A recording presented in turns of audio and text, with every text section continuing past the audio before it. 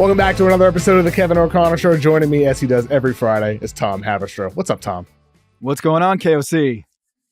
How you doing this Friday? We skipped last week because of travel, All-Star break, everything else, but we're back again today. I want to talk about some of the stuff that happened on Thursday night's games to lead today's podcast, because there's a lot of interesting stuff that happened, but also something amazing that happened. Steph Curry dropped 56 points. The Magic are up 17 points in the first half over the Warriors. It was the first time it felt like the Warriors have really been tested ever since they got Jimmy Butler. And then Stephen Curry said, hell no, I'm taking this one. He hits a half-court buzzer beater at the end of the first half. The Warriors look like the vintage Warriors in the third quarter, just absolutely destroying the Magic in that period. Steph finishes with 56 points, 12 of 19 from three. On the 12-year anniversary, Tom, of the double bang in MSG when he had 54 points on 11 made threes 12 years ago. And on the 9-year anniversary of the double bang at Oklahoma City when he had 46 points on 12 made threes. Something about February 27th for Stephen Curry, Tom, for him to be doing this 12 years ago at MSG. That's crazy. We can't normalize this, KOC. We can't normalize it. Like, what we're seeing here with Stephen Curry is unbelievable. And the fact that you got LeBron James doing it too, we can't normalize these guys at this age performing at this level like they're still in their primes. Like, Kev, this doesn't happen in NBA history. What we're seeing with him and KD. Like, I love the Court of Gold documentary on Netflix because you see how much this matters to KD. Basketball matters to KD. And the fact that we have three real champions of not just their league, but of basketball doing this at a high level, this is the best it's ever going to be. We're never going to see anything like this. Steph Curry, LeBron on this night, he had another 30-point game with a gazillion rebounds and looked like he was in his prime. And Kevin Durant, for his part, had another great game where he's like, he had 20-plus points at this age. We can't normalize what we're seeing here, Kev. No, we can't. And I mean, I think for us, I mean, you and I, we're both in our 30s, right? You know, we grew up with basketball mostly in the 2000s. I mean, you might remember MJ a bit more than I do in the 90s, but it's like, I just can't imagine we're ever going to have it where we have these elite level all-time players, like top 10, top 20 level players, top 5 in the case of LeBron, maybe in the case of Steph, top 10-ish in the case of Kevin Durant, where we have all three at this one time playing still at this level into their late 30s or 40s in the case of LeBron. Like I don't know, it just blows my mind, the fact this is actually happening. This didn't happen with those guys I grew up with in the 2000s. No, it didn't. And I can prove it to you, Kev. I looked this up because Steph is turning 37 years old in 2 weeks. 37, okay?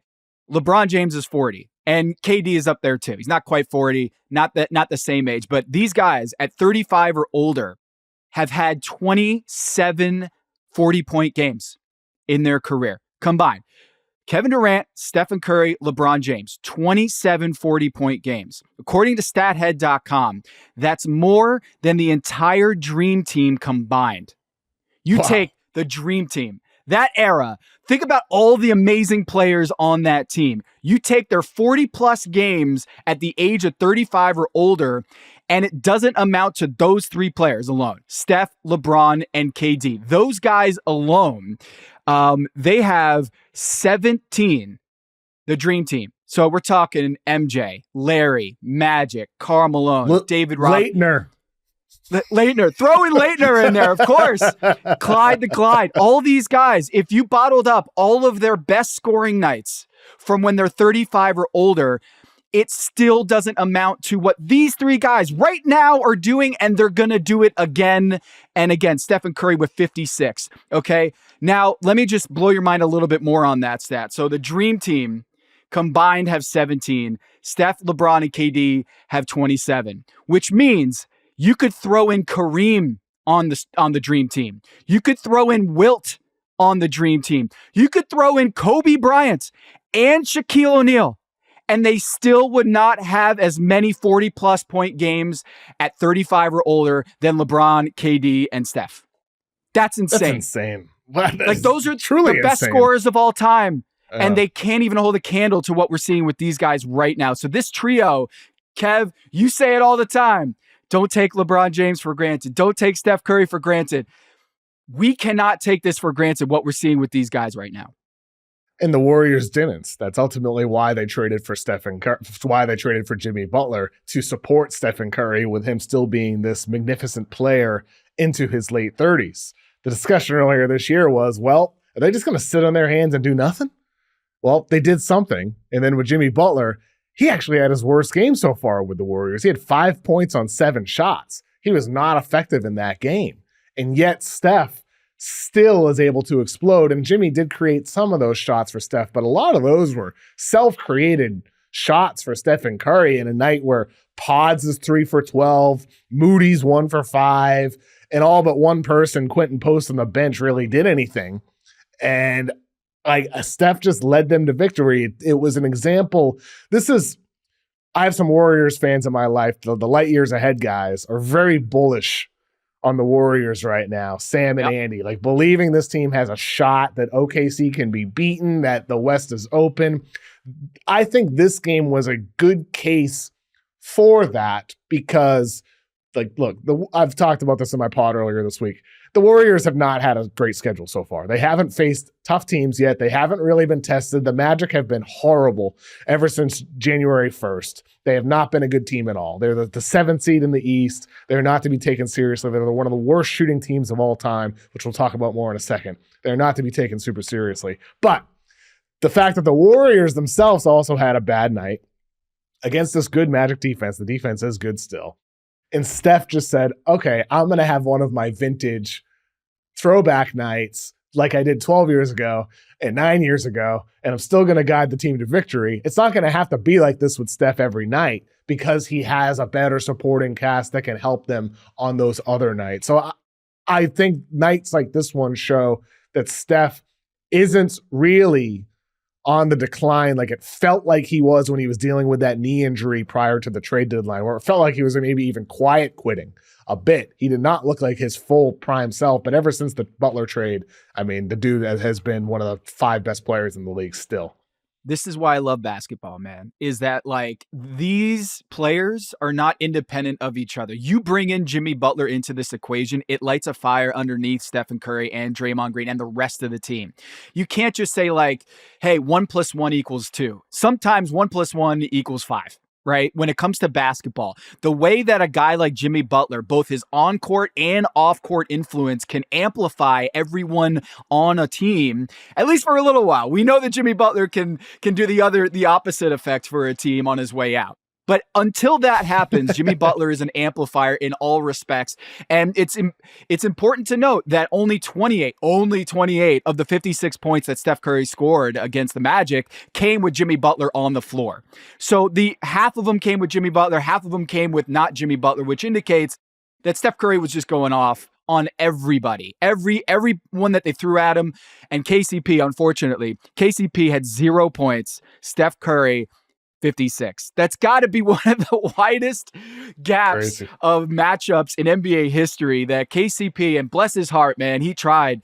But when Steph's got it going like that, I did a study a couple years ago, Kev, that looked at the deeper that Steph goes into that 3-point attempt column, the more that he shoots, the higher percentage he makes those shots.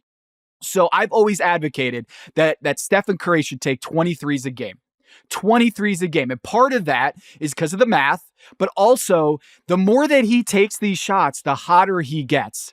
And I think a little bit of this is just the hot hand effect, that he's gonna more likely take a lot of threes when he's getting hot earlier in the game. A little bit of selection bias maybe there. But Kev, I want Stephen Curry to do this every night. It's grinding, it's exhausting, but it reminds us that this is the greatest shooter of all time. And I continue to believe that almost is a backhanded compliment. By saying he's the greatest shooter of all time, that's, I think, undermining all of his game. The fact that he's got the handles, the fact that he runs off the ball nonstop. I think by just calling him the greatest shooter is undermining all the other great things that he does on the floor. So he is an all-time great player. And yes, he's the all-time greatest shooter. But this dude, 56, he's got 3 50-point games at the age of 35 or older. Michael Jordan, Alex English, Kobe Bryant, and the last one is Jamal Crawford, believe it or not, Wow. are the only ones before Stephen Curry to do that at least once. So he's got 3. Those guys have 4, and LeBron James has 2, which means that Steph Curry and LeBron James have more 50-point games after the age of 35 than NBA history combined.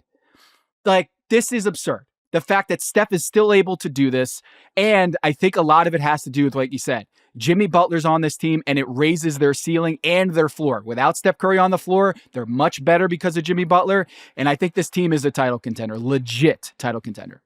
One other reason I think to be bullish about the Warriors is the lineup flexibility they have. We saw that in this game against the Magic. Banchero, dominant first half, the best version of Paolo Banchero. And then to open the second half, Steve Kerr changed the starting lineup. He inserted Quentin Post, their rookie center out of Boston College, into the starting 5, moved Draymond Green to the 4, able to defend Paolo Banchero rather than the 5.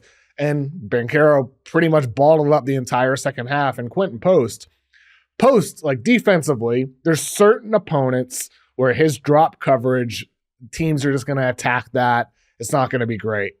But against the Magic, one of the worst shooting teams ever, 30.5% from 3, last in the NBA, worst since the Wolves back in 2012, 2013, percentage points better than the 7-win Charlotte Bobcats in the 11-12 season. I mean, the Magic are a horrible shooting team. Against these poor shooting teams or these all-time bad shooting teams, Quentin Post's defense doesn't matter as much.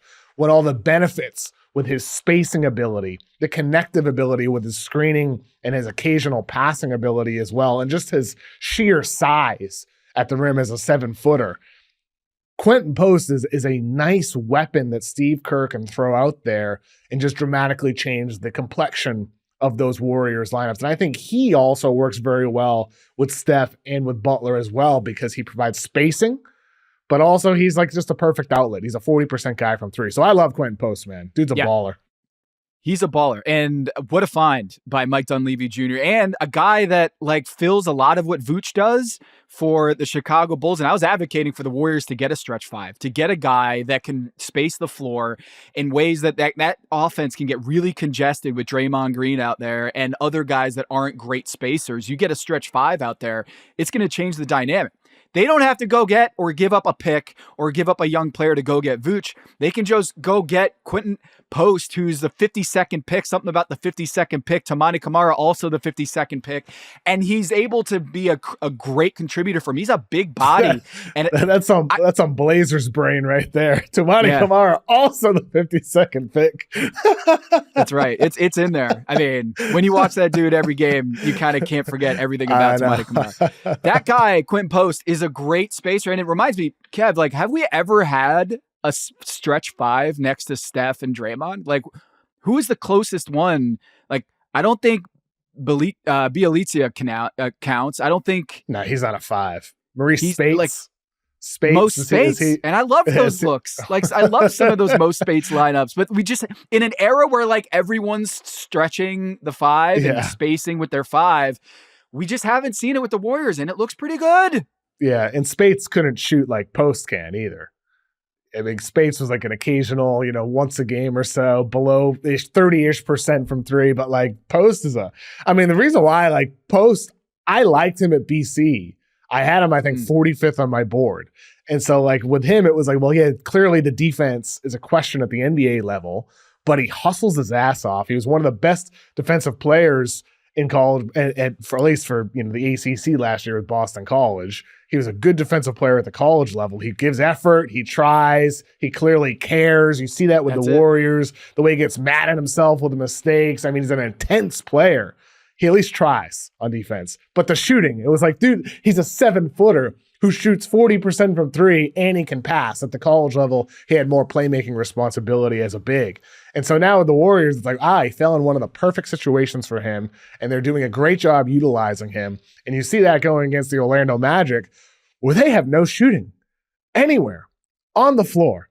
I said the stat earlier, I want to reiterate it. They are 30.5% from 3 on the season, last in the NBA. They're 21st in attempts per game, 30.5%. The Timberwolves back in 2012-13 were 30.5%. The Bobcats in 11-12, 7-59 Charlotte Bobcats shot 29.5% as a team. Just to put into context how bad this Magic team is. And so, like, you look at Orlando, where they just go through these long stretches where they can't do anything on offense. Earlier in the week on my pod, I mentioned, some of the concerns with Banchero. Is he as good as his reputation? I think that sometimes is true. Obviously, he's had a really good week, but this Magic roster also deserves, a lot of the blame as well. The Anthony Black, Jet Howard draft, you look at that a couple of years ago. I think Magic fans, I saw a post about this on social, I think it was last night, where someone's like, man, like if they had hit those picks in the draft, our roster would look a lot different. It was from a Magic fan on my For You page. And it's like, well, yeah, but after Anthony Black was Bilal Coulibaly, Jarris Walker, Hendricks, Case and Wallace. Wallace is the best player of that group. He doesn't fix your shooting issues. Coulibaly, for a lot of promise with Washington, he doesn't fix your shooting issues. And then after Jet Howard, it was Derek Lively, Grady Dick, Jordan Hawkins, Bufkin, George, Hood-Schifino, Pods, Whitmore. There's some players there that are definitely better than Jet Howard, but Grady Dick only 35% from three with Toronto. Jordan Hawkins only 32% from three. Keontae George only 35% from three. Pods, not an elite shooter. Whitmore, not an elite shooter. Like, there's nobody in there is saving this shooting situation for the Magic. Like, it's dire, especially when your best players don't shoot either. Paolo, 29% from three. Franz Wagner, 31% from three. One of those two guys, or both of them, need to be better from three. But even if they are, this roster needs like overhaul in the role player department. Yeah, the Blazers held them to 79 points. Their season low is 79, and they got so physical with Banchero. I think he shot 1 for 14 in that game. They can get physical with the Magic because they don't have anyone to decongest the paint and space the floor. So as long as you are physical with them, they're gonna be very frustrated. They can't get anybody to hit a shot. And so, they really miss Jalen Suggs. And Nate Jones on the NBA on X, friend of the program, he said earlier, like, what is their record with Jalen Suggs and without Jalen Suggs? And I looked at the numbers. Without Jalen Suggs, they're 9-17 this season. With Jalen Suggs, they're 20-15. So you can almost point to the inflection point in their season is when Jalen Suggs got hurt. And you need a guy who can handle, penetrate, kick out, but they need shooters. They desperately need shooters. And this is a team that I think Jamal Mosley was in like the running for coach of the year early this season because of how good that defense was. And they were overachieving with Jalen Suggs. And then it all fell apart when he got injured, man. I mean, they were the 3 seed at one point. Yeah. Entering December. And then they dropped to the 4th seed and the 5 seed and the 6th seed and the 7th seed. And now they're in this little group where it's like, well, they could fall to the 9 seed. I mean, it's disappointing how the year has gone on for Orlando, where they're just a game up from the Atlanta Hawks for the 9 seed right now. And, 5 back from the Pistons. They're not going to catch them. The season's kind of gone down the drain for the Magic. Quick reminder to listeners, to listen to Tom's podcast, The Big Number. Did a big show on the Cleveland Cavaliers that you can listen to with Dan Devine. Diving deep. They have a game against the Celtics on Friday night.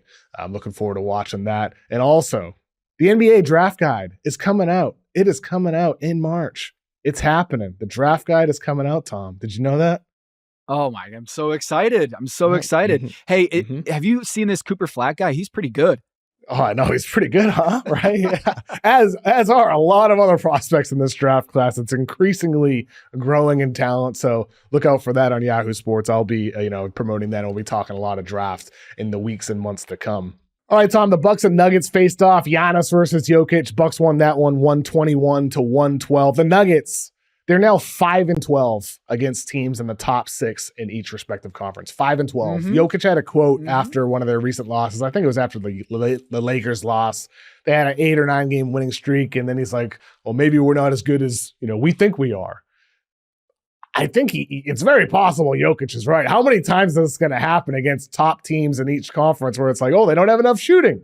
They don't have enough shooting. They don't have enough defense. They don't have enough this. They don't have enough that. It feels like it's a running theme for the Nuggets against teams like the Bucks. Yeah, and Kev, that's why I was a little reluctant to put them in my top tier of the title tiers, is like Boston, OKC, and Cleveland. All top 10 defenses, some historically good defenses. And yes, Jokic is amazing. Jamal Murray's getting hot. Aaron Gordon's back. But I still worry about that defense. And you saw, like on a bad night for Damian Lillard, not a great night for Dame, they still couldn't get enough stops to win that game against a good Milwaukee Bucks team. And so the defense is where I'm worried. Is they're a below average defense, and as good as Jokic is and the rest of that offense, I'm sorry, that's not a championship caliber defense. They miss KCP, and I know this is a bad point to make after he gave up 56 points to Steph Curry, but they don't have enough good defenders on that team, I think, to compete at the highest levels. And that's my big problem with the Denver Nuggets is they can't get enough stops. They don't have enough good defenders. And a team like the Milwaukee Bucks, if they have Giannis going well, that's all it's going to take to beat the Nuggets. There was a play in the middle of the third quarter where Jokic brings the ball up the floor. He whips it to Russell Westbrook in the right corner, who launched a brick at the rim. And Jamal Murray in the top left of the screen, you kind of see him put his arms up like, what are you doing? Why are you taking that shot? It's happening. This isn't all on Russ. I don't mean to say that, but I'm not blaming all Russ here. I'm not doing that. I swear to God, Russ stands. I am not doing that. Promise. But I do think that is one of the trends that we're seeing here with the lack of shooting, where sometimes there's lineups out there where it's Russ and Gordon in the corners, and it's like they just don't need to be defended. Teams are happy to dare them to shoot. They're happy to sag off and, do a half-hearted closeout and let those guys launch. And that's kind of what Milwaukee did in that game, where you see Russ shoot 1 for 4 from 3, Gordon 1 from 6 for 3, and MPJ had a horrible shooting night himself. That won't always happen. He's 2 for 11 from 3. But the Nuggets have a lot of games like this where they just can't get those open shots to go down because those guys aren't great shooters, including Russ. Jamal Murray is one of the most emotive guys in the league. Like when guys make mistakes or he doesn't like what they're doing, he will throw his hands up in the middle of the play. I did a story this week on Luka's eyes and how his superpower is like amazing against the Denver Nuggets and just in general. Like the Austin Reeves pass earlier this week was insane. But the thing that I was honing in on was Jamal Murray in the middle of plays would get so mad about a rotation or a missed rotation. He would throw his hands up like Draymond or Anthony Edwards and just lose his mind in the middle of a play. And I think with Russell Westbrook, I don't know how well that's going to go over. Like, I don't know if that's going to be a crack that needs to be filled in before the playoffs happen, because if he's frustrated now, just wait what defenses do against the Nuggets in the postseason, and we'll see what happens with Jamal Murray, man. I'm laughing not because I know it's coming. Just laughing. That's all Russ stands. Yeah, that's all. It's all right. It is going to happen. It is going to happen. They're going to blame him. They're going to blame him. That's what's going to happen. They're going to blame Russ. That's what's going to happen. Yeah, Russ is going to get blamed. Teams have moved off of Russ year after year. I mean, this is no knock on Russ. He's at this point in his career, most players of that athleticism can't hang around in the NBA and they've retired.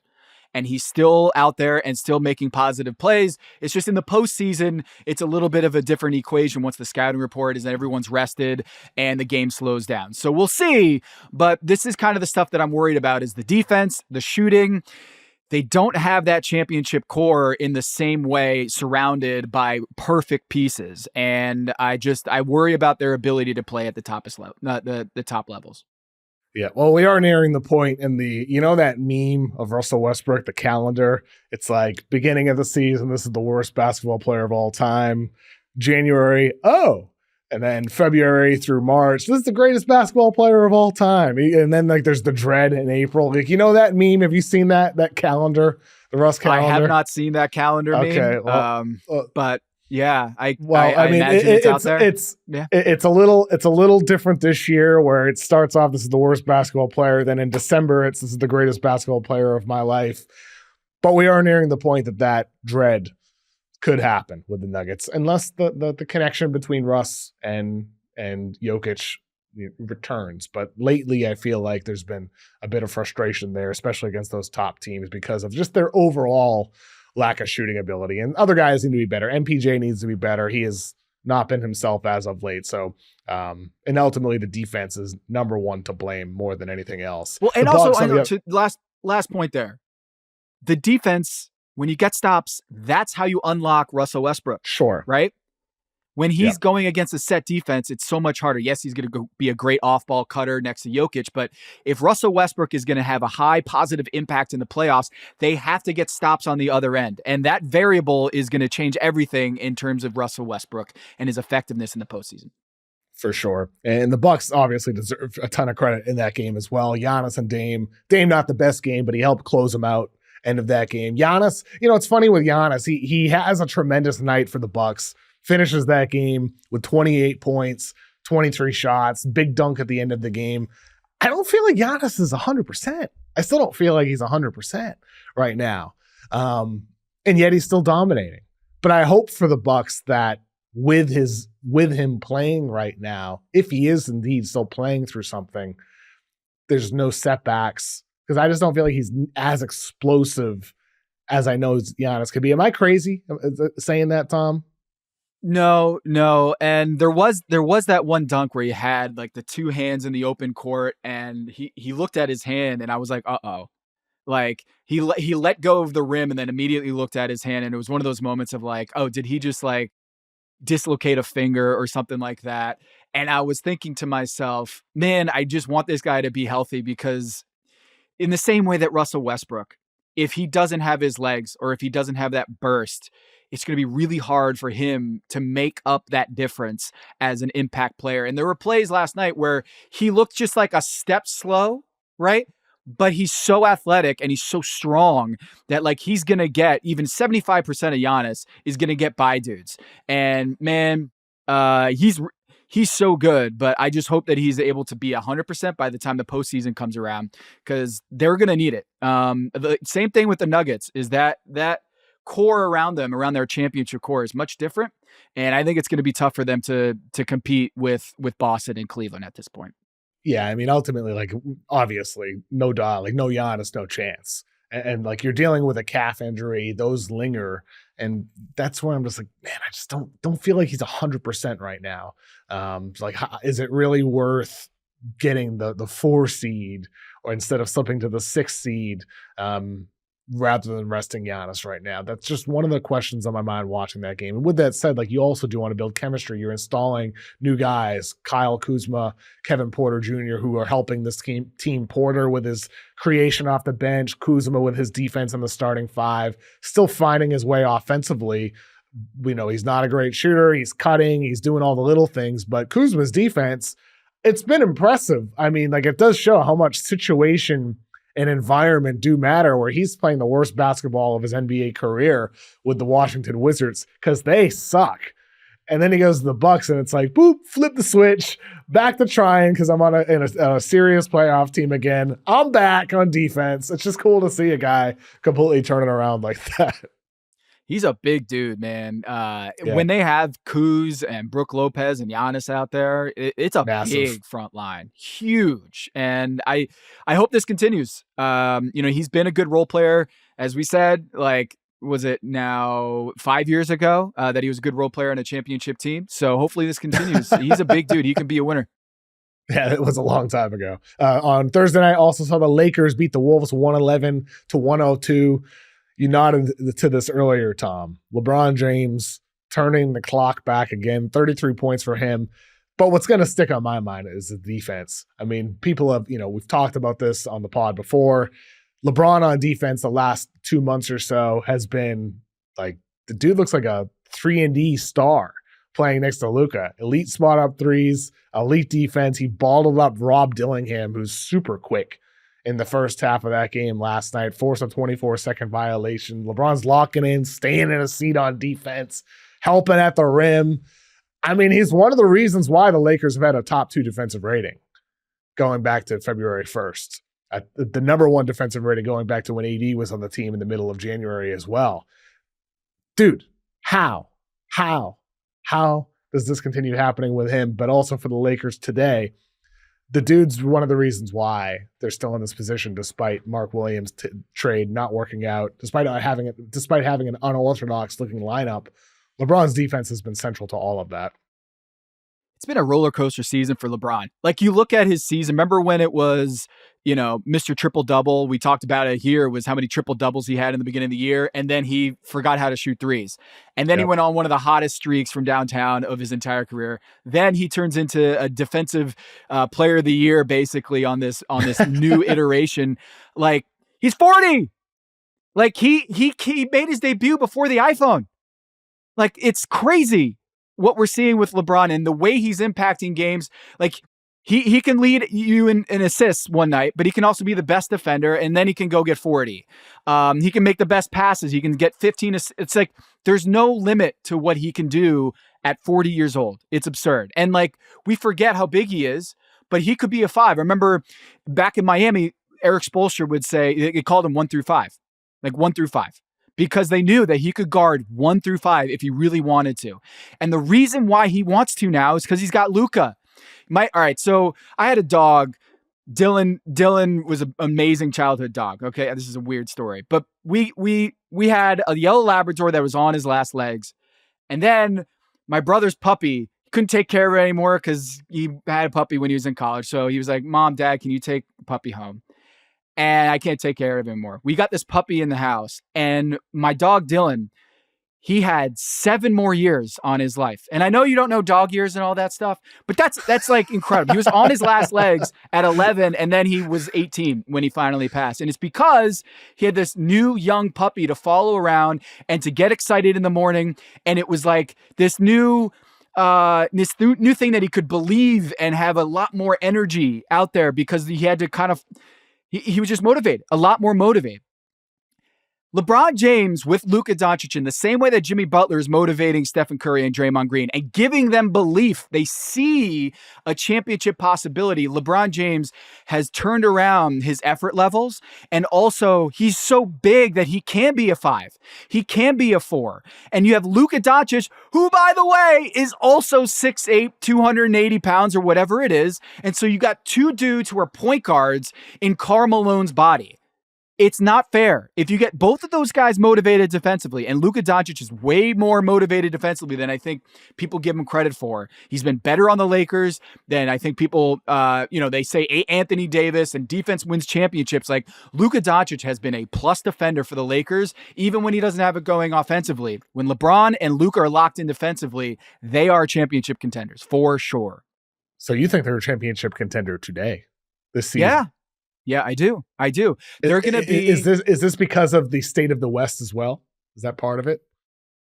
Look, I think OKC is going to win this whole thing. Like, I think they're that good, and they had a little bit of a stumble here lately, and I think that could be healthy for them, is just to get a little bit more serious about some of the issues that they have in terms of shot making, shot creation. They're trying to go double big a lot more. Dagnall's trying to see what they have in Chet Holmgren and Isaiah Hartenstein. And it's kind of like an experiment preseason. So I'm not taking, I'm not over indexing what they're doing right now lately and stumbling a little bit.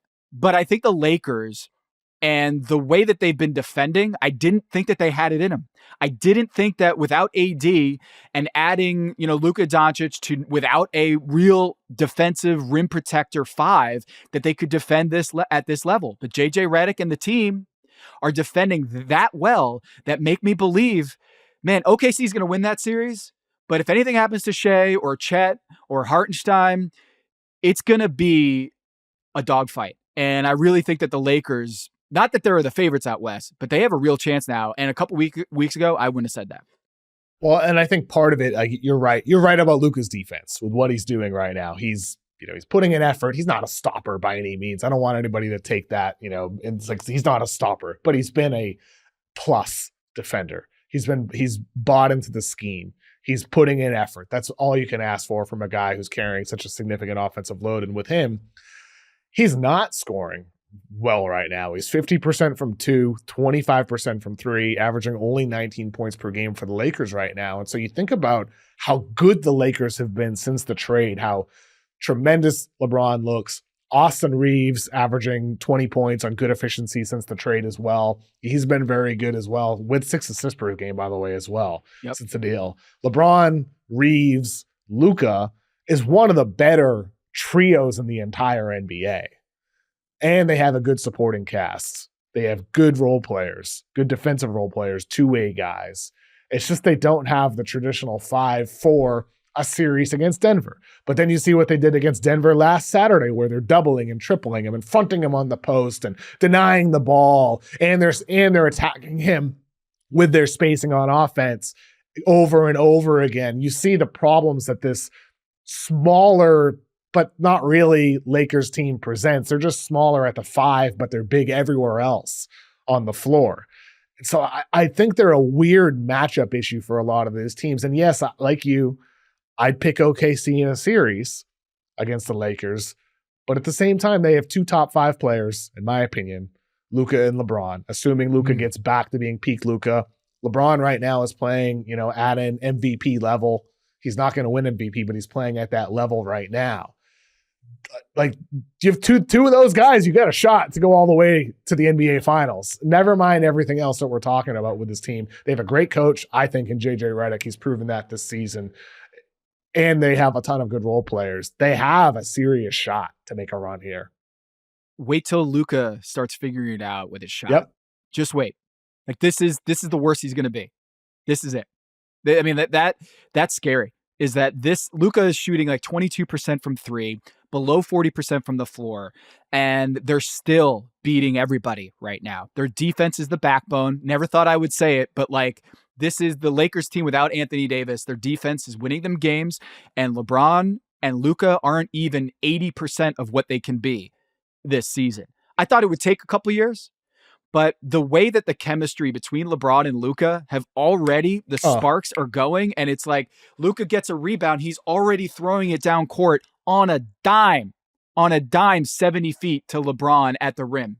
That stuff, Dwayne Wade and LeBron needed months to get that kind of chemistry in 2010. Kyrie and LeBron, Kevin Love, like all these guys, they needed a lot of time before they got that chemistry. This is happening overnight with these guys, and it speaks to their basketball IQ that they can basically make musicals, symphonies in just 24 hours of playing together. LeBron, after the game, had an interesting quote. He's like, "Why do you want to be the face of the league when all the people that cover our game do, they shit on everybody?" He's like, "I didn't ask for it, but I understand why he doesn't want it." What were your thoughts on that, Tom, with LeBron coming out and saying that, kind of in response to Anthony Edwards saying that he doesn't want to be the face of the league? I hear LeBron. Like, when you watch the way that former players talk about today's NBA player, I do think it resonates with LeBron that, like, Charles Barkley, the TNT folks, remember what Charles Barkley came at JJ Redick earlier this season and was dogging him about, you thought that you could coach this Lakers team into a playoff contender, and was laughing at him for when JJ went after Charles. And LeBron is now saying the same thing. And the Lakers are playing like title contenders. I think this is an issue that the league will benefit from having these TV partners expand. You have Amazon, you have NBC, you're going to have new voices. And I think LeBron James is ready for those new voices. I wish, Kevin, that every broadcaster talked about the game, today's game, like Kevin Garnett does. KG is such an ambassador for the modern NBA, and his shows with Paul Pierce, the energy, the enthusiasm, the positivity that comes out of his pores about today's game, and Jokic and Luka and LeBron and all of these young players. We need all of these guys to worship this game like Kevin Garnett does, because I think the ratings, I think the audience would be in awe a lot more, and they would want to see this amazing basketball in real time, watch it in real time, if they saw and heard KG more. People like KG boosting up Allen Iverson and KG. If I could watch them talk about today's game on all these game broadcasts, I think the ratings would be much closer to NFL's ratings. And I think that's a big problem for the league. And I'm excited for the new voices to come in because I think we're getting a little stale with the coverage. And I want everyone to watch Kevin Garnett talk about today's game. It is awesome. And I want to see more guys like KG. And I'm bullish on that, man. Like, I think Amazon having Blake Griffin and Dirk Nowitzki with Taylor Rooks, that set, that trio, Blake is funny. Dirk, I think, loves the modern game, to my understanding. Blake, he's kind of like, in the mid. He's recently retired, but he's played still with a lot of these guys still currently playing. Taylor Rooks, great interviewer, gets players to open up very well and say outlandish, outrageous things. Yeah. I think the three of them are going to be very good at talking about the game. And then with NBC, I saw they hired Noah Eagle, one of the best young announcers, play-by-play guys in the entire NBA right now, brings an enthusiasm like his father, Ian Eagle, that I think it's going to resonate with viewers on TV. Like, I think NBC, some of their hires, Jamal Crawford as well. I love Jamal Crawford with what he's done with TNT. And then with Amazon, I feel like a lot of those voices that you're talking about are being hired by both of those crews. So I'm encouraged there. I'm also excited. Yes. Yeah. Competition's good. We want competition. We want new voices, uplifting. It doesn't mean that we need to all be PR firms for today's basketball, but I think it's been just swung in the other way so far in that direction. And I think Charles Barkley, he's the best to ever do it. But I think we kind of take his lead a lot of times because he is the best basketball broadcaster ever. But I think it's almost like a blessing and a curse is how, like, he just says what's on his mind and exactly how he feels, and he's going to be completely transparent, and he's lost friends about it. If you look at Michael Jordan and his relationship with Charles Barkley, when Charles Barkley keeps it real, it antagonizes people, but that's why we love Charles Barkley. I just think that the entire ecosystem has kind of taken that lead, and no one else is Charles Barkley. And so I do think that in many ways, this competition of having new voices hopefully will champion some of these guys in the same way that KG does, because it's so fun to watch. Yeah, I mean, I think that's spot on, Tom. And as you said, you don't want to be PR for the NBA. You don't want it to be, NBA propaganda channel. You want to be critical when it's time to be critical, but you also, this game's awesome and it's an incredible game still, despite any flaws, whether it's with the officiating or the schedule or whatever issue it is, 3-point shooting rates, whatever issues, each respective person has in the game. Basketball is still amazing. And I think having the voices that help capture what makes it amazing, Kevin Garnett is one of the best representations of that, of all of media, but specifically, of course, of former players that are in media. And that's coming from one of the best players ever, KG, one of the 20 best players of all time. For him doing that's been super cool to watch. A quick reminder to listeners to please subscribe to the Kevin O'Connor Show if you have not done so already, and give us a 5-star rating on Apple or iTunes and a thumbs up on YouTube. It really does help out the show. All right, Tom, did you see the photo of Zion with his new tattoo? Naruto seal on his stomach, big belly button. Why do we have to see this? I wish I didn't see this. He did this earlier when he was like on his hiatus, where he was. I think he was just suspended for being late to the team plane or something, or being late to practice, and they suspended him. And then like hours later, we saw a tattoo like on his back that he had just gotten. And it's like, it's kind of with the Paul George stuff where I'm like, do we need this? Do we really need this when your team is in the tank and everything is just, it's a disaster all around you? Do we need belly tattoo photos? I certainly didn't. Do you know what Naruto is? No, I have no idea. It's an anime. It's an anime television show. It's an anime.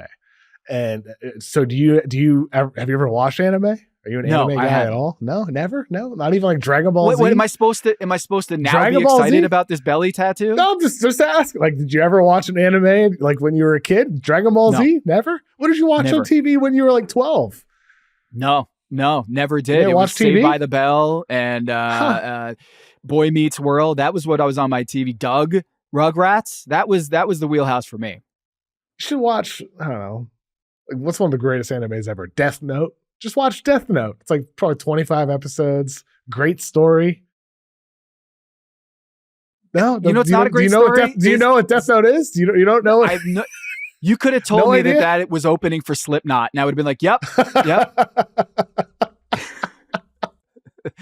I have no idea what that is. I'm sorry. Wow. Like, is Dragon Ball Z? Is that? I'm sorry. All the You- nerds you out there come who on, are like, you know what Tom, Dragon Ball- I thought you were one you of know- us. You know what Dragon Ball Z is, right? Goku, Yeah. Gohan, Yeah. Kamehameha. You don't know Sure. any of that? That doesn't ring a bell in your head? Yeah. Too much Saved by Totally. the Bell for you. Jeez. Wow. Yeah. What a cool kid. Yeah, He do must you know have been who Zach he must Morris have been is? a cool Bayside? guy in I have no idea. I'm not cool like you, Tom. You were the cool kid clearly in junior high and high school. I wasn't. AC Slater, that doesn't, like, No. nothing. Oh, this is Nothing. amazing. This is amazing. I mean, I've like this is seen great. the names, but I don't know anything about them. Nothing. You know what? I apologize, Zion. All the belly tattoos you want, as long as we get these types of conversations. Yes. Amazing. Zion, a well-deserved new tattoo for him after his recent play, averaging 24.5 points, 7.1 boards, 4.5 assists over his last 15 games. That's ever since he came back from injury in January. And he's putting up those numbers in only 27 minutes per game. Only 27 minutes per game. And so if you extrapolate that out, I'm not even going to go all the way to per 36 minutes. Per 33 minutes. That's 29.9 points, 8.7 rebounds, 5.5 assists. His career high for minutes is 33 minutes per game. So I'm not even going all the way to 36 minutes. I don't expect 36 minutes from Zion. If he played merely just 33 minutes without a minute's restriction, he'd be putting up like 30, 10, and 5 pretty much. Just to put into perspective what he's doing right now, the Pelicans in his 27 minutes per game when he's on the floor are a +4 net rating. So they've been good with Zion on the floor. They've just been awful without him, as you would expect when you look at that team this season. But I think with Zion, prior to the deadline, prior to his return, a lot of the talk was, do you just pull the plug now and take what you can get? I think Zion has made the very strong case with his play. The Pelicans made the right move, continuing to invest in him, trying to see what they can get out of him. Because the dude, if he can just stay healthy, he's one of the 10, 15 best players in basketball. That's what he's showing to me right now. Look, that's the same story we've always talked about with Zion, is if he's healthy, right? And the problem is we can't have that guarantee. It's the same problem we have with Joel Embiid, is like, if he can be healthy and get back to where he was, this is why you invest in a max contract for this guy. And for me, Zion, they've changed the medical staff multiple times, trying to figure out a way that they can get healthier this season. They've been the most injury-riddled team in the NBA, and I just think that this might not be the right situation for him. And I wish the trade deadline was tomorrow, because the way that he's been playing, Zion Williamson is going to have a team that wants his services and believes that their medical staff and their training staff can figure out a way to get 60, 70 games out of him every year. But I just don't see it in New Orleans. I'm sorry. Like, we've seen this movie before. We've seen this anime episode before, and it just seems to be repeating itself. I mean, maybe. Oh, no. But like, they got nothing else. Tom. They're the fourth worst record in the league. And they got Trey Murphy, who's great. And they have Herb Jones, who out for the year in all likelihood, elite defender. And they have a couple little pieces where it's like, that could be something. But they have no cornerstone. And Zion is the only chance they have at a cornerstone on their team right now. And I think if the Pelicans, let's say the deadline were tomorrow, as you're suggesting, it's tomorrow, March 1st. Even if a team were to make an offer for Zion, if the Pelicans are willing to trade Zion after this recent run, if I'm that other team, I'm like, well, clearly they're trading this guy because they don't trust his medical at all. We're not going to give you a great return for him. So the Pelicans wouldn't be getting what should be fair value. The highest upside, the biggest swing for the Pelicans, in my opinion, is continuing to see what they can get out of Zion. And he's in better shape now. He's happy with his new tattoos. He's playing at a high level. The team looks good with him on the floor. I think they're like, they're just kind of stuck with him. Unless a team this offseason were to come and make a great offer of fair return, I think you got to just continue it with Zion. Hope you nail it with your pick in the lottery this year. Hope Trey Murphy continues ascending. And then suddenly Zion plus Trey Murphy plus a successful first round pick this year, plus Herb Jones coming back, returning to his norm as a shooter next season. Jordan Hawkins getting a little bit better and so on. Suddenly, maybe the team will start to look good. But I understand the hesitations, but I just think, what other choice do you have? What other choice? Zion, 24 points, 7 rebounds, 5 assists per game this season. In the 21 games that he's played, Pelicans are 6-15. I know. As good as he's been, they're still losing. 75% of their games with the guy. So it's they just beat the Suns, who have Kevin Durant and Devin Booker. Oh no, don't do it! Don't do it! And the Suns have Victor Wembanyama and Bol Bol. Oh no! Don't do this! Don't do this! You're still going with Bol Bol as Victor? Come on, they got a big three. The big three: KD, Book, and Bol. Come on, Tom. That's a big win over Brad the Suns. The Suns were contenders in October. Oh my goodness. They were, man. and now they're 27-32. They've lost 10 out of 12, and you get Devin Booker looking like it's the end of the world at his presser after the game, saying some passive aggressive things about Bud. But KD in the locker room after the game is asked about Bud's comments about, go get him next time type of mentality. And KD's kind of like, I'm not going to say anything that's taken out of context, but we just got to be better. This team is broken, dude. And I had a conversation with John Gambadoro, great Phoenix Suns reporter and radio guy, earlier in the week, and Gamble's like, it's getting uglier. Like, I don't think this team's gonna even make the play-in. This was before they lost to the Pelicans. They've lost to the Pelicans. Zion had his first triple-double of his career, and he lose to the Pelicans. So, dude, Awful. Phoenix, man. Phoenix, they've got, I just ran the numbers on teams that have achieved and underachieved based on their Vegas preseason projections. And the bottom 4 are the likely candidates: the Pelicans, the 76ers, the Hornets.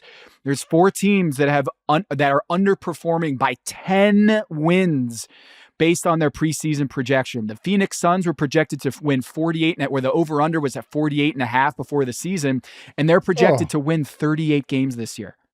They're one of the 4 teams that have underachieved by 10 wins so far. So, man, there were a lot of people who were looking at the Suns as championship contenders before the season, and now they're one of the worst teams in the NBA that the Pelicans are beating up on with Devin Booker, with Kevin Durant, and Bol Bol.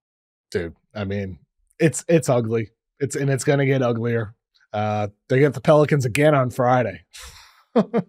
Wolves on.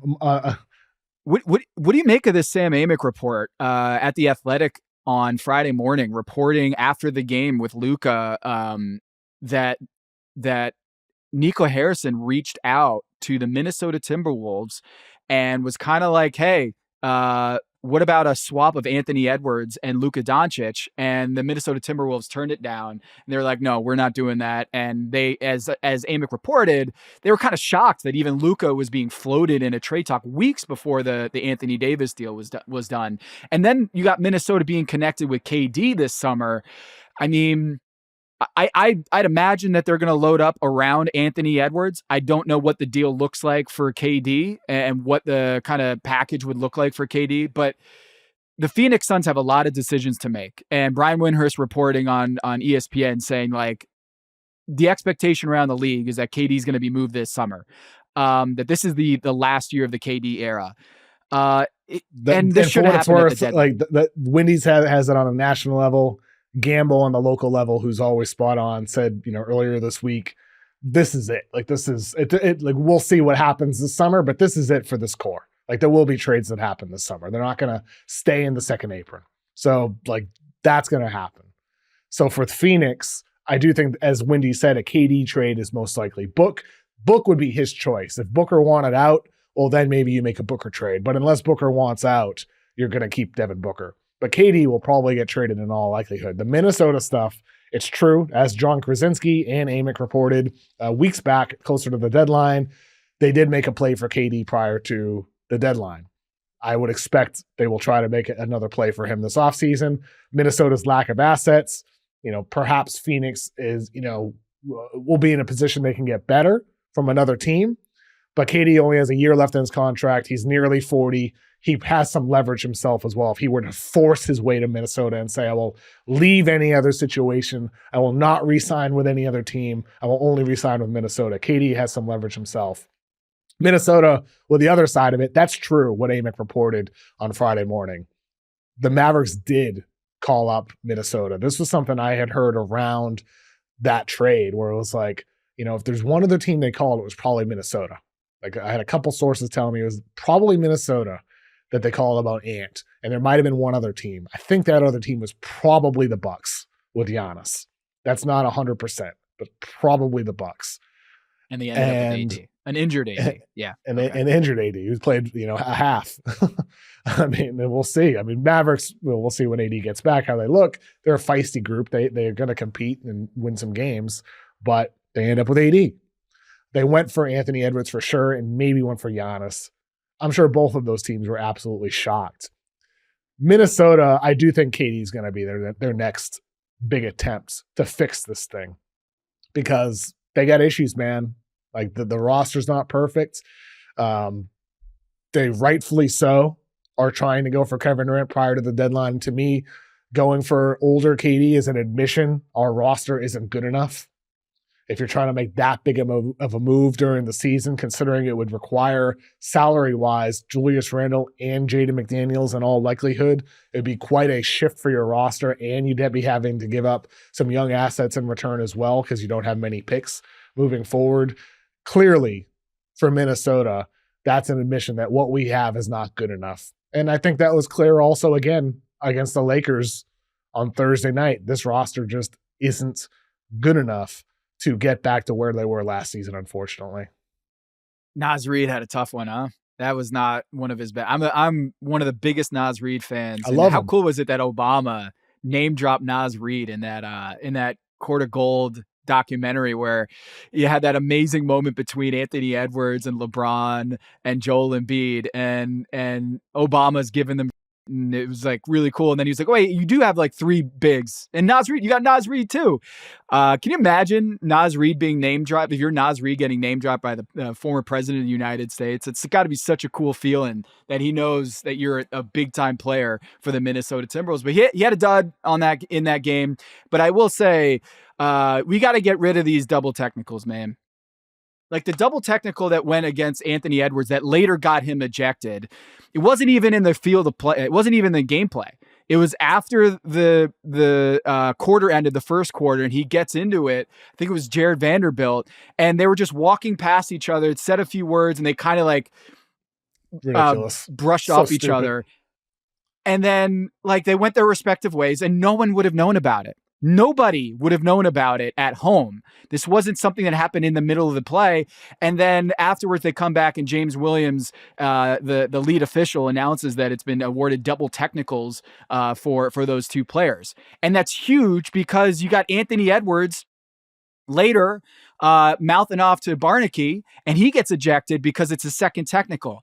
Double technicals are the worst, man. Like, I hope that the league rescinds that, because I don't think that double technical should result in Anthony Edwards getting suspended for a game, because now he has 16 technicals, and that means that he's going to be suspended for a game if one of those isn't rescinded. He should not have thrown the ball in the audience. I'm not absolving him of that. But James Williams, he is the number one most trigger-happy technical foul referee in the NBA. F5 is a Substack you need to subscribe to if you haven't yet. Owen Phillips does an amazing job at the F5 Substack. He just released referee call data. He has a database now on his website that shows the percentile ranges of each foul call, each violation call by referees. And by far, James Williams is in the 100th percentile of technical fouls. And this information, it's important. When you're watching an NBA game, there are wide ranges of what individual referees will call. And in the play-by-play, you can see what the officials is being attached to a violation or a foul call. And James Williams, who's a lead official, a crew chief every night, On this one, he got the double technical for that, and I think it's a shame. It's a shame. I am not absolving the second one, but the first one, that's ridiculous. We need to not do the double technicals anymore. Well, Major League Baseball is going to be testing out robot umpires, calling balls and strikes during spring training. Won't be long until James Williams and the emotional referees calling technicals and, can't deal with a player getting mad about their missed calls. Won't be long until NBA is experimenting with having Hawkeye technology gauge whether a contact was made on an arm or whatever. If sideline calls are going to happen automatically, might be, 10 years, might be 5 years. Who knows how long it'll be, but at some point I would expect the NBA is going to be using artificial intelligence to help speed up the flow of officiating, especially with challenge calls, which take too long. One of my biggest gripes of the league, but also with this type of thing we're talking about where we don't need a double technical in those situations. We don't need a referee getting in their own emotions because a player's mad when they got swatted hard on the arm and there's no foul call. Referees can be wrong too. And a player is right to be emotional. Players, we want them, talking and being emotional with each other as well. It's part of being a fierce competitor playing on the biggest stage. I hate seeing double technicals like that called, Tom. I think it's absurd. Gregg Popovich, some news about him. He'll not be returning this season. He met with the team in what was an emotional meeting, according to Shams Charania. Pop's 76 years old, man. Uncertain future. It's been reported about him coming back next season. I hope he's able to return if he wants to return. But at the same time, after having a stroke at 76 years old, completely understandable if he decided I'm just going to work in the front office moving forward and help find the next head coach of the San Antonio Spurs and for Victor Wembanyama's future. But, hopefully Pop is able to get back healthy and make that choice with what he wants to do for his future. Yeah. Kev, he was already, 4 years ago, he was the oldest NBA head coach, not just in the NBA, but in NBA history at 72 years old, the oldest head coach in NBA history to be roaming the sidelines. So it's unprecedented, this run that he's had, maybe the greatest head coach of all time. And this stroke and the way that he's been out of the game for the year does not change any of that. And I don't think he needs to come back for people to appreciate how great he was as a head coach. But I certainly understand that he would want to go out on his own terms. And hopefully the health variable there allows him to do that. But I will be willing to bet that there is not going to be a farewell tour for Gregg Popovich. He does not want that kind of attention or any sort of ceremonial farewell tour with Gregg Popovich. But I do think for the fans, for the players, for the NBA community, I do think it would be, if he doesn't come back as a head coach, I do think a worthy send-off for an amazing head coach, an icon, would be I think appropriate because he is that important to the game. Yeah, I mean, he's an absolute icon, and hopefully he's able to get back healthy. And a couple other quick hitters to end today's podcast, Tom. We're almost out of time here. Paul George, pausing podcasts. He says it's about focusing on championships with the Philadelphia 76ers, who are not in the play-in right now. For the Eastern Conference, they're 2.5 back from the 10 seed. Paul George had one of his better games recently after pausing his podcast, but the Sixers have still lost 9 games in a row. Do you have any hope, Tom? Like even 0.1%? No? Okay, no. You're just shaking your head? No. Okay. No chance. Okay. Happier thought here. The Portland Trailblazers. Shaedon Sharpe had one of the best dunks of the entire season earlier in the week. It had the second highest dunk score, NBA.com's dunk score. If the defender had stayed a little bit more in front of him, the defender grading on that, I think would have been a bit higher to give him the best dunk score of the season. Still, Quentin Grimes has number one. I may disagree there. The Shaedon Sharpe one was pretty absurd. The Blazers, though, 4.5 back from the play-in right now, a game back from the Suns, hilariously enough. What have you found most enjoyable as a Blazers broadcaster about this recent run, aside from the Shaedon Sharpe dunk that everybody's seen? What stood out to you most, Tom? What makes you happiest watching Portland? They really give a sorry, excuse my French here, but they play so hard. Chauncey Billups wanted this team to be a nightmare for opponents. That when the opposing team sees the Blazers on their schedule, they go, I got to play against Tamani Kamara and Denny Avdia, who's been a train. Like, they call him Turbo. The nickname Turbo comes from the Washington Wizards because he was so fast going down the floor. But he is an absolute freight train in the paint. He has 10 and ones in his last 6 games, the most in the NBA over that span. This guy plays so hard. He got injured in his homecoming to Washington on Wednesday night. Unfortunately, had to leave in the middle of the game. But the way that they play is exactly what Chauncey Billups wants them to play. They play so hard. They put their bodies on the line. They try like hell to be that defensive bulldog mentality. And since Christmas, they are a top 10 defense in the NBA. Think about that. With Anthony Simons, Shaedon Sharpe, who are still growing as defenders, the Blazers with the second youngest roster have a top 10 defense since Christmas and one of the best defenses since Chauncey Billups made that switch from Shaedon Sharpe, moving him out of the starting lineup for more accountability, moving him to the bench. And he just had a stat line we've never seen in Blazers history. 36 points, 8 rebounds, and 5 assists coming off the bench. That has never been done in Blazers history. And Shaedon Sharpe is responding in a really positive way, just as the rest of the young guns out there. Like Donovan Clingan's playing great defense in place of DeAndre Ayton, who's been hurt. And I just love watching them play because they really care. And that's what you want your young players to do. It's very hard to get young players to really care about defensively and play hard defensively, but that is the DNA of this team, and they're playing great basketball. And I'm very excited to see how this season finishes out. Last thing here, and to Pistons fans, I want to do a deeper dive about Detroit. We'll do a deeper dive about the Pistons next week, but just want to note, you added them to your 1-star category and your title tiers on TomTheFinder.com. And this was before they beat the Clippers, before they beat the Celtics to extend their winning streak to 8. They're currently the 6th seed right now in the Eastern Conference, a game back from the Pacers in the 4 seed. So they have a chance to get home court, 1 back from the 4 seed.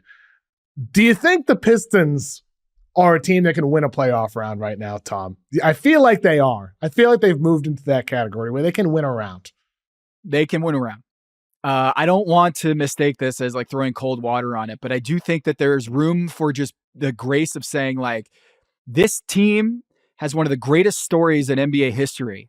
The turnaround that they've had more wins this season than they've had in the previous 2 seasons combined. They've already surpassed their over-under in terms of preseason over-under. They had the longest losing streak in NBA history a year ago. And now they have a chance to be a top 4 seed in the Eastern Conference. An amazing story. Regardless of what happens in the postseason, I do think that we should focus on regardless of what happens. This is an amazing NBA story and maybe the best story in the league, because I think we do peg, and I'm guilty of it as anybody, saying like, hey, we can't really, like, we just did this on the Big Number, KOC. We were like, is this the best Cavs team ever? And we're like, regular season, yeah, but the story will be written in the postseason, whether they're the best Cavs team ever. And part of me kind of cringes at that because it means it almost undermines the value of what their accomplishment was in the regular season. And we shouldn't lose sight of JB Bickerstaff, Cade Cunningham, Malik Beasley, and the entire team of what they've done this regular season, even if they get swept. Like, we should not use that against them in the postseason, and we should celebrate more what they did over 82 games. Pistons fans, I promise we'll have a deeper dive on the Pistons next week. I promise. It's going to happen. Tom, thanks for joining me today, man. You got it, KOC, and I'm going to go fire up some anime right now. What was it? Death Note? Is that right? Death Note. Death Note's awesome. Incredible series. And it's great for any age as well. And they didn't open for Slipknot, is what you're saying. No, they did not open for Slipknot. Okay. Great music in Death Note, though. Great soundtrack. A classic anime soundtrack as well. So give it a listen at the least, even if you don't watch it. Thank you to Tom for joining me on today's episode. Thank you to Mikey and Emmy for producing it. Thanks to you for giving us a listen. Please give us 5-star rating on Apple and Spotify and a thumbs up on YouTube. It really does help out the show. Hope you have a great weekend, and we will be back again next week.